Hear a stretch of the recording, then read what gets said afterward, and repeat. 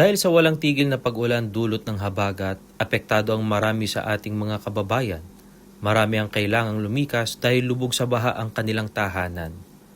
Kahit hindi pa tumitila ang ulan at hindi pa humuhupa ang tubig baha, ay tuloy-tuloy na ginagawa ng Iglesia ni Cristo ang pagtulong sa ating mga kababayan na naapektuhan ng kalamidad. Isa sa mga dakong pinagsagawaan ng lingap sa mamamayan sa distrito ng Makati ay ang lokal ng Zapote na kung saan maraming tahanan ang binaha. Ito pong lokal ng Zapote, palibhasa po ay ang kalapit po nito ay ang creek. Kaunting pagulan lang po at agad bumabaha po sa buong barangay.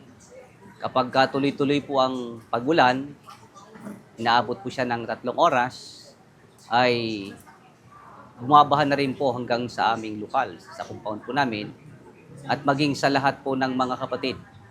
Dito po sa aming lokal, inaabot din po ng mga pagbaha. Yan po ang pahayag ng kapatid na Arnel Sansub, destinado ng lokal. Amin ding nakapanayam ang ilan sa mga kababayan na nakatanggap ng relief packages mula sa pamamahala ng iglesia. Mahirap po talaga.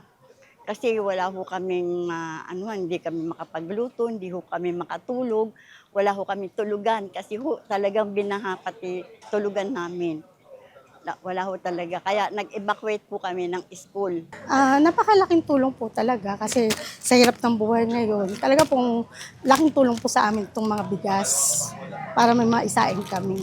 Maraming salamat po at pinagkaloob niyo sa amin to. Ipagpatuloy niyo lang po ang pagtulong sa mga nangangailangan. Napakasaya po. Napakabiyaya po. Maraming salamat po sa kapatid na Ibado po na tinulungan niya po kami na magbigay na po ng lingap po.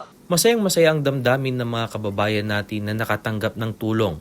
Para sa kanila, ang ganitong pag-alaala sa kanila ng pamamahala ng iglesia ay isang malaking bagay sapagkat hindi lamang sila napagkalooban ng tulong na material na kanilang magagamit para sa pangangailangan ng kanilang pamilya, kundi nagdudulot ito sa kanila ng lakas ng loob. Narito naman ang pahayag ng kapatid na David Retuta, pangalawang tagapangasiwa ng distrito ng Makati. Sa amin pong pinakamamahal na kapatid na Eduardo V. Manalo, amin pong tagapamahalang pangkalahatan, at sa atin pong pangalawang tagapamahalang pangkalahatan, ang kapatid na Angelo Eranio Manalo, kami po dito sa distrito ng Makati ay taus-puso pong nagpapasalamat sa inyo sapagkat agaran nyo po kaming naalaala dahil po sa dumating na kalamidad, bunga po ng sunod-sunod na mga pag-ulan. Kami pong mga kapatid dito sa Zapote at sa buong distrito ng Makati ay natutuwa.